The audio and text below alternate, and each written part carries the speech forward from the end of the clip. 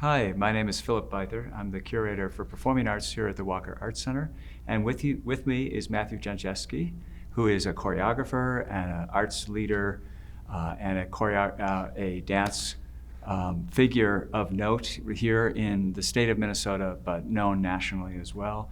Mathew's premiering a brand new work that Walker helped commission called Only the Perverse Fantasy Can Now Save Us, which will premiere next weekend here in the McGuire Theater. And Mathew, thank you so much for doing this talk. Yeah. I wanted to start with really asking you about the fascinating source material that inspired you to do this work and that you drew from, starting with the visual artist, art filmmaker, Matthew Barney, and particularly his Cremaster cycle of films, epic cycle, 5 parts, and the catalog that came out that I know was inspiring to you. Yeah. It's funny because I enjoyed Matthew Barney's work 20-some years ago here. Here at the Walker, yeah. I wish I remembered the name of it's like the goats in the vehicle that are going in and out in the back seat. Yeah, that's an amazing work. I can't remember the title, right? But that was my first kind of witnessing of Matthew Barney, and then going down the rabbit hole of Cremaster. A friend gave me this big book of his work, and I was just like, oh, the visuals, the colors, and just even before like knowing what it was about or anything, right. I was just fascinated by all of that. And it wasn't until having a leukemia diagnosis and a steroid fever that your cancer diagnosis was 6 years ago. 6 years ago. Yeah. So 2019. Right. And I basically was like sofa bound and quarantined before COVID, and there was the book. So I was like reading it ferociously and getting all these like visuals and ideas, and maybe drug induced a little bit too, but really feeling a connection to the work in that way.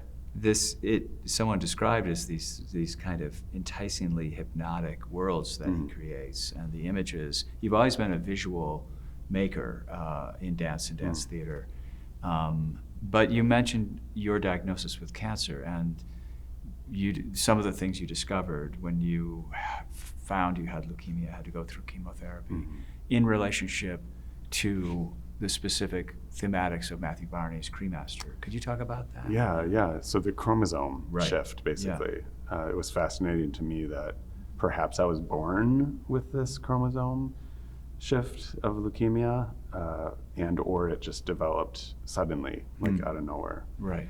And then Matthew Barney's Cremaster series, the testicles dropping 7 or 8 weeks in uterus, utero. Yeah. And just finding that interesting idea or concept of non-binary. Yeah. Like we're all human, we all have, bleed and cry and have hearts. Right. So there was a connection for me with that. And I'm from a small town in Illinois, Round Lake, and you grew up in a Catholic family. So there's like all of that mythical stuff that Matthew goes into as well. Yes, right. Was a connection for me, and just kind of hiding who I was. Right. Which then also just made me think of like, we got to stop putting people in boxes or like, these category checklist things. Like, well, this is who they are. It's like, so opening up the mind in that way. It's interesting the link you made between gender, the simple little single chromosome difference, and the possible single chromosome that basically caused your cancer, really. And those connection points was the fact that you were going through chemo and getting through the treatment for cancer, and seeing Barney's influence around gender and chromosomes. Is that when it came together and thought, there's something here I could make a new work around? Yeah, definitely. Yeah. And it went very wide and big, like taking on Catholicism or like all the things kind of to springboard off of. But the XX, XY, like just the simple chromosome, the simplicity of it seemed interesting to me as well. Yeah. And so I kind of wanted to like push that or interrogate that Right. binary thinking. Right. And I opened that up larger than gender Yeah. and just like binary thinking on any level. Like, let's hear someone else's side of something, like Right. be open to conversation and Which, not of make course, these in black and today's white. America has a political Yes. ramification as well. Yeah, yeah.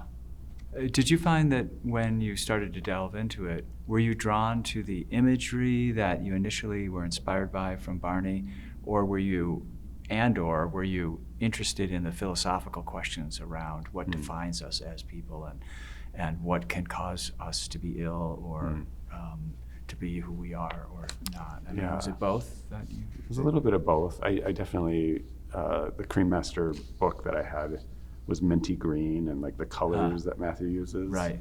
And then just the reading a little bit of his history of, climbing gallery walls and the orifices. Yes, that he was right. doing. Yeah. And in the Cremaster, like going into orifices. Right. Orifices. That's a Yeah. hard word. Yeah. But like, And that sense of almost being born out into another and then world. it's like a whole new world. Right. So I was interested in like, how do we create a new world, which I've always been trying to do on stage, I feel. Taking your audience into a place that they would not have necessarily imagined. Yeah, yeah. Or just like the willingness isn't the right word, but just like hoping that opening them up to seeing something different, Right. perhaps, and Yeah. going on their own journey within it. Before I do have some questions for you about audience in general, but two other tools that Matthew Barney seemed to use that you've referred to as influencing your thinking on the new work was drawing restraint, which was a part of a cycle of Matthew Barney's work. Yes. And the other was creative repression. Could you talk about either or both of those ideas? Yeah, so the creative repression for me, with the leukemia and my stamina and body weight, everything just shifted physically. And so I was still creating during all of the treatments. I had dancers coming to the hospital, really? and Was it COVID time too, though? it was just kind of like just over my second year. Okay. COVID was starting. And so the restraint of it, of like not being able to physically demonstrate or share what I was trying to make, and writing ferociously. I see movement. I dream movement a lot, and so physically being able to, or just like write that down for the dancers to physicalize it. And then. But you don't, is that, from what I've read, it's not scoring it choreographically necessarily, or is it? This piece actually is a little, I mean, it's a mix. Right. And that is a new venture for me, more so. I dabbled a little bit with scoring. Have you used different forms of dance notation, or is it your own? Just scribbles. Yes, right, yeah, like trying Diagrams to describe everything that I'm, like right arm slices left. And right. knee tucks in, things like that. That's interesting because hearing another interview recently that you gave, you talked about really your instinctual maker of movement, and that you almost need bodies on a stage or in a studio to work with. Definitely. To realize it. Yeah. But here you were doing it on paper. And having them physicalize it. And then seeing video to be able to direct it. Yeah. It's fascinating to think about. You're going through a really tough period of chemotherapy, of limited mobility, function, and Matthew Barney's tying himself up in a gallery and having harnesses and restraints and forcing a kind of reduction of his ability to draw, that where drawing restraint came, and then thus producing something different that would have never happened had he not had those restraints. Do you think the same thing happened to you? I do. And I think a lot of it has to do with the collaborators involved in this piece as well, of that full trust of what decisions they make through our conversations and sharing of the inspiration and ideas behind it. It definitely has been a new venture for me that I'm excited about. And the whole thing of that Matthew Barney talks about as well is like Sisyphus and the struggle and hitting a wall for me is symbolic of that as well. Have you often thought of, you've made 40 plus works.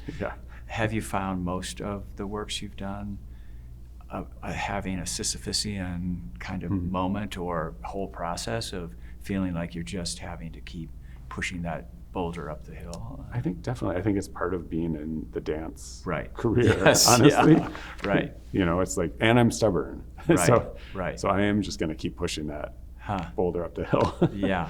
And then there's also the imagery of like chasing one's tail as well. So Sure. kind of like looking into that Yeah. a little bit of like how you get into a tailspin and thinking about something. Yeah. Huh. So You mentioned the trust in your collaborators. You've chosen to make this a trio, and Dustin and Sarah and Leslie, these dancers are amazing. Can you talk about them a little bit and the Yeah. trust you have in them? yeah, incredible movers, instinctual like me. They have this ability to keep things alive every time they do it. So even if it's like set choreography that I've given them, they enliven it in some way, and it's like fresh every time. And for me as a choreographer, watching something over and over, I'm just like, okay, I'm kind of bored with this Yes, now. right. Yeah, right. I never am Huh. with them. Like it always is like, oh, Will it's they? like they're telling me something new. Oh, is that because of just the nature of their bodies realizing your choreographic instructions, or is it that they'll play off of variation? They'll make some of their own choices. And, Yes, yeah, they're making some of their own choices within things. And you'll edit and say, I like this, or Yeah, not. like, oh yeah, let's go with that further. Right. Or like, that's not the right direction. Right. I feel. Yeah. But honestly, majority of the time with these three, it was very clear to me.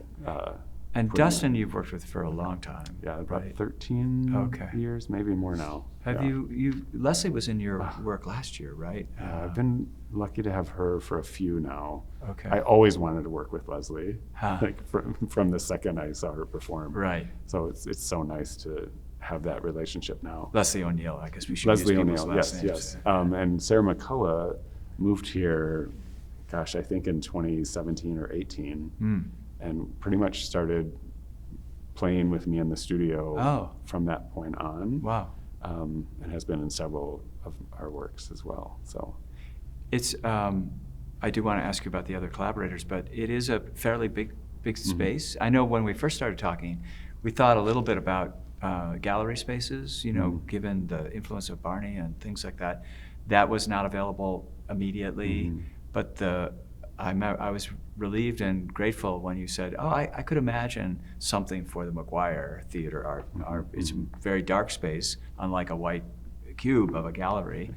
And you're working with a trio of dancers. Do you find that the size of the space suitable for your vision for the work? It's a big stage. yeah. I feel like it added to the set piece that I'm incorporating into the piece. Right.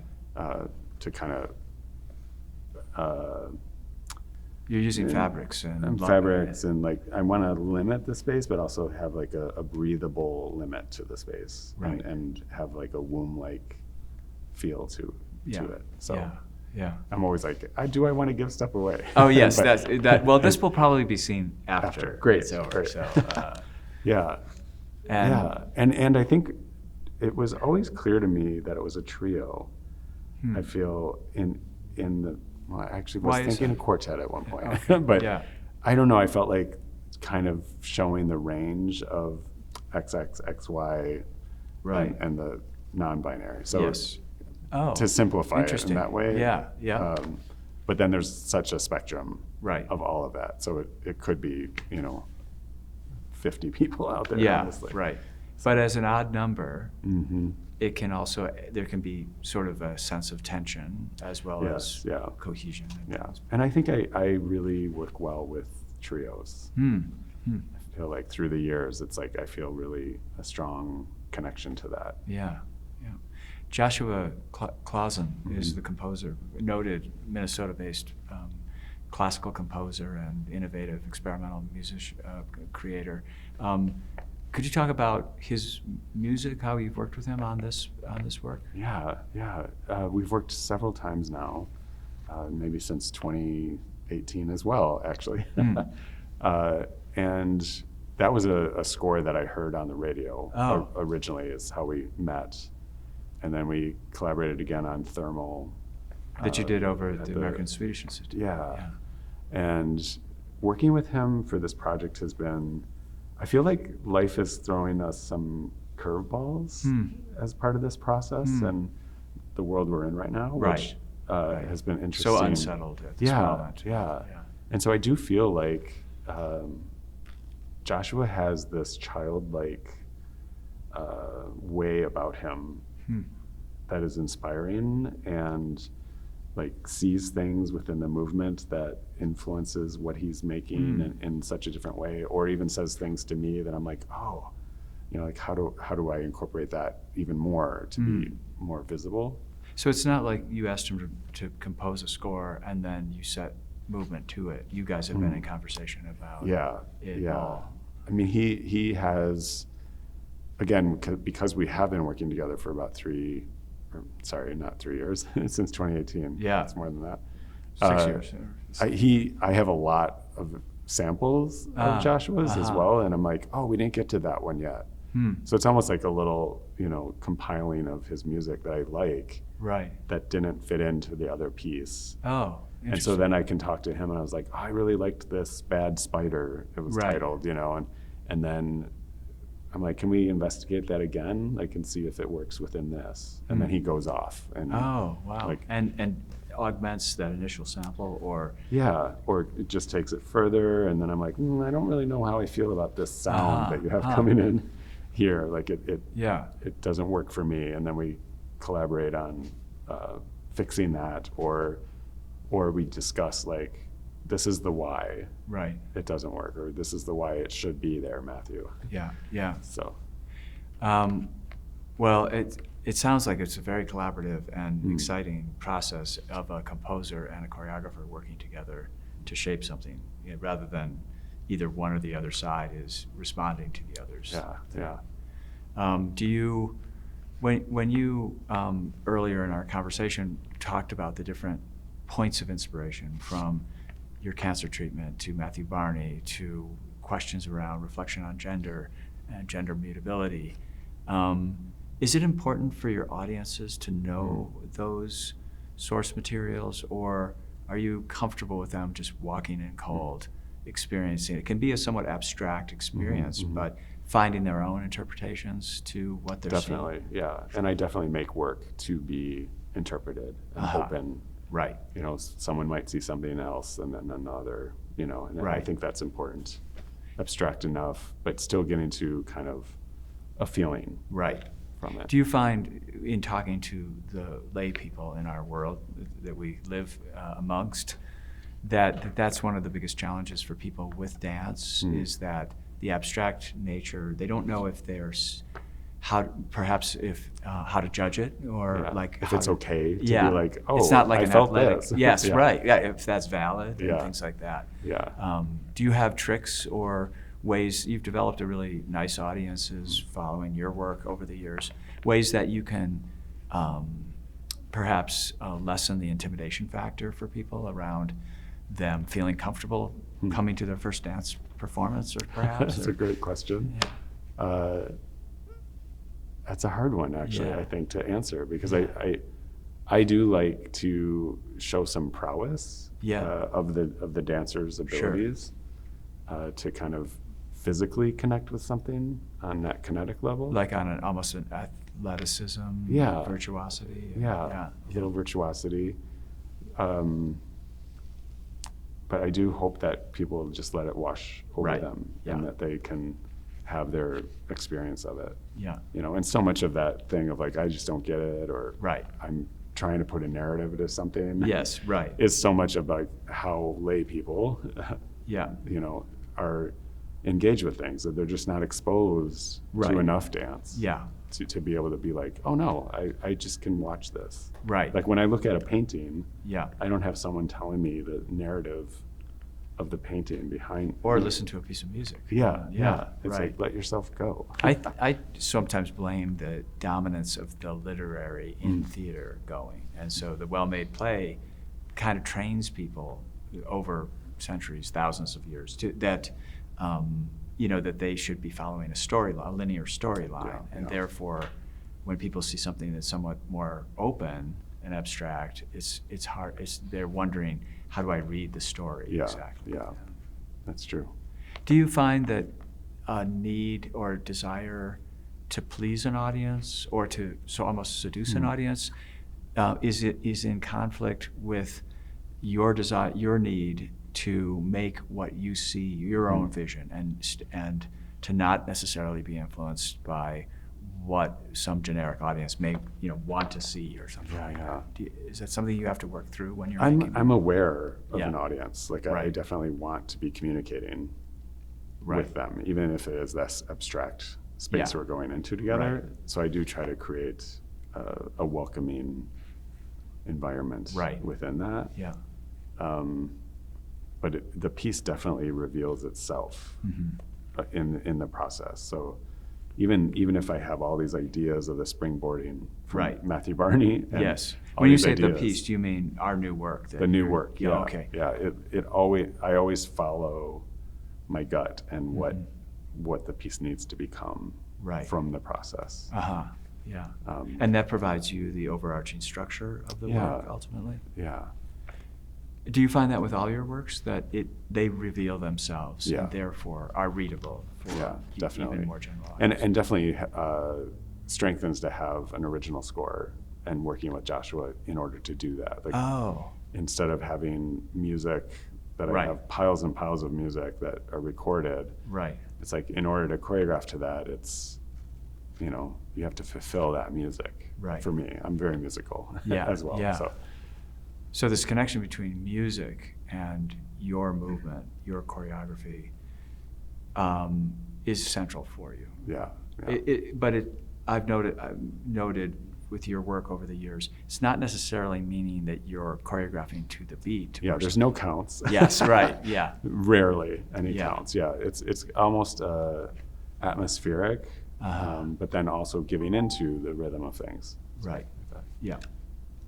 I'm shifting topics a little bit here, but the fact that Matthew Barney was an influence in this work, and a few years ago, Thermal was at American Swedish Institute in a gallery space with a wonderful Minnesota sculptor who had created work that you created your work around.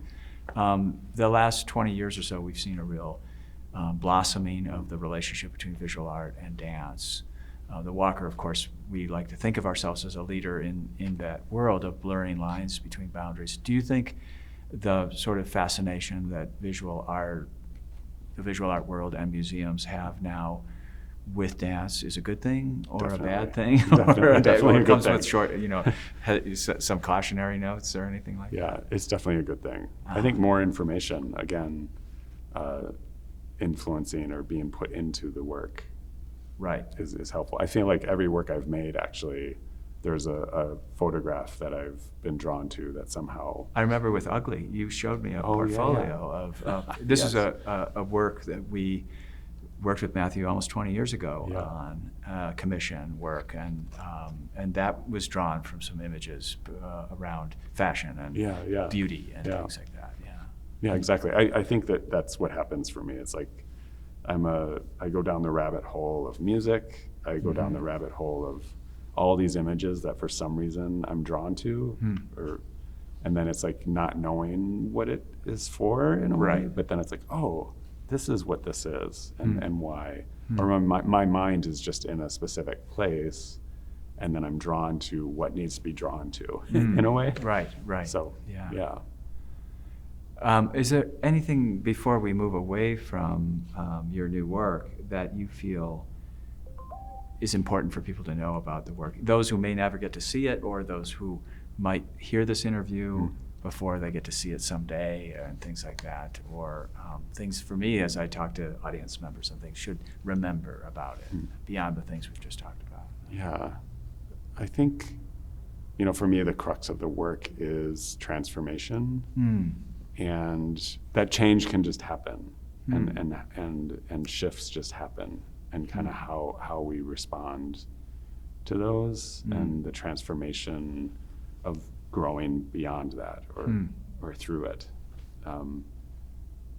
I think a lot of what Matthew Barney's work is doing for me as well, or this process for me, is like and this is becoming a little bit of an aging dancer thing as well, but like loving yourself. Yeah, like right. How perverse would it be to actually just love yourself and have that acceptance and be glowing and out there in the world. Yeah, so that's kind of for me the work ultimately is shifts happen. Being able to go with the flow when things shift, and also to be able to grow as a human. Yeah, and the as a restraint creator. and the pushing of that wall, and what comes after that. Right. I was curious about, the title is so arresting. Only the perverse fantasy can now save us. Can still save us. Can still save us, Yeah. sorry. That's okay. Can still save us, yes. I think it was drawn from an essay that Nancy Spector yeah. wrote about Matthew Barney's work. But the title alone could mean a lot to different people. It seems like you're saying, in many ways, the inspiration in relationship to this title is about the ability to appreciate and love and accept oneself, which in some ways I guess could be thought of as a perversion, but we think of perversion as a negative thing. This is in some ways. Yeah, and that's a whole other topic to be discussed, honestly. Yeah. Like who is to say, and what is perverse? And that the whole phallic, African fallacies. Yeah. Were actually honored, and the fallacies are not phallic. Right. Ultimately, Right. Anyway. Right. Not just getting really deep. Yes. Yeah. Well, before we end our talk, and this has been really great to hear your thinking about this new work. We're lucky enough to have you here in the Twin Cities community. Lucky on a production side is that you can come and go a little bit in the theater. You were here a few months ago. You're here this week. Yes. Next week you'll be here nonstop, finishing making the work. But also you are a real leader in the dance community here, and you have a wonderful archival podcast series, which has become a kind of historical archive for dance in the Twin Cities, called Studio Stories. You curate Candy Box and other things to give younger and mid-career dance artists opportunities. You've been a key prolific advocate for spaces and infrastructure and support systems for dance in the Twin Cities and in Minnesota. I wonder how you balance all that, and how does it relate to your creative work? Does it feed it, or does it detract from it? Yeah, I think it definitely feeds it immensely. I think this might all be drawn from the leukemia, honestly, of realizing, as a struggling artist making work all these years, I had 5 or 6 jobs in different restaurants, cleaning buildings, making a living. And I remember seeing you at a a few parties. You were helping serve or whatever. Yeah, but that's the life of a dance artist. And I'm used to that kind of going for things. And now with the leukemia, I really don't have that stamina. And it also made me realize the importance of the dance community to me even more, like how much the dance community showed up for me during that time. So it's also it's a little bit of the legacy thing, like giving back. Yeah. If you met someone in a different part of the country or world and they said, "Oh, well, what's the dance scene like in the Twin Cities?" How would you describe it? We are struggling a little bit right now, to be honest. I know. But it is very vibrant, and so many dancers and choreographers and support. Yeah. That support part is a little bit waning presently. We've lost some key companies. We've lost some key spaces. And now, with NEA and other funding sources drying up or being dismantled, that of course has us all concerned about how dancers and choreographers can continue to be supported. Do you have hope in certain I do. areas? I'm a hopeful person. I'm definitely a glass half full kind of guy. Right. Yeah. In fact, I dig down my heels even more, I feel, and like, no, this is important. Like the arts are what provides community and so much. Yeah. So Well, that's very good to hear, and on behalf of all of the colleagues I have in the dance community, thank you for all that you do for the scene, for people, for so many other artists and things like that. Any last thoughts before you enter into your last 8 days of tech prep, creation, collaboration with your wonderful team? Or any thoughts about the future of your work as a creator and your dance work? I'm sure artists are often, already on to the next, thinking about like what might come next, but not that you should be, because you've got your hands full, but how do you see the next few years of your work as a choreographer? Yeah. Well, Philip. This is going to be public right here. Yeah. Yeah. Well, Yeah. I honestly, it's such an honor to be at the Walker, huge honor, and there's no place that this piece could have lived without the Walker in my mind. Because of the content with Matthew Barney, or because of content, but support? also like the support, and like I tend to have through the years simplified the works that I make, or Right. The big dream of the set piece and things Right. like that. Like, is so much more of a attainable. Struggles with it, Yeah. and lots of like amazing tech help that's helping figure it out, which I don't have that anymore. On our crew is so great in the Yeah. theater, and Yeah. they really like working with artists to solve creative problems. Yeah, and that's another major reason why like there's nowhere else that could happen to create something like that here. Well, it's nice for me to hear that. Yeah, and you're going to hear it here first. I think there's an Only the Perverse Fantasy Can Still Save Us too. Oh, really? I think I'm doing the Wow. Cremaster 5. Oh, that's great. Maybe it should be number 4. So Yeah, it jumps around. Yeah. Barney used different configuration. Didn't do it chronologically in the Yes, numbering yeah, of it. But yeah. so what that leads to immediate, of course. Another question is: do you feel like you didn't really like there's more to come, more that needs to be explored? I think so. Yeah. These questions. Yeah. And I like it that I'm leaving it kind of like, there's a cliffhanger for sure. That it at the feels end of like, the work? Yeah. Because obviously I haven't. I've gotten to sit in, and thank you for inviting me to some of the rehearsals, but I haven't seen how you finished the work yet. Yeah. So, Yeah.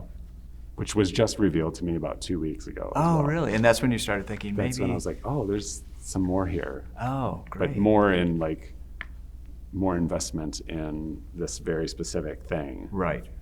Where I feel like I needed the amount of time I had for this portion of it. It was necessary. Right. Yeah.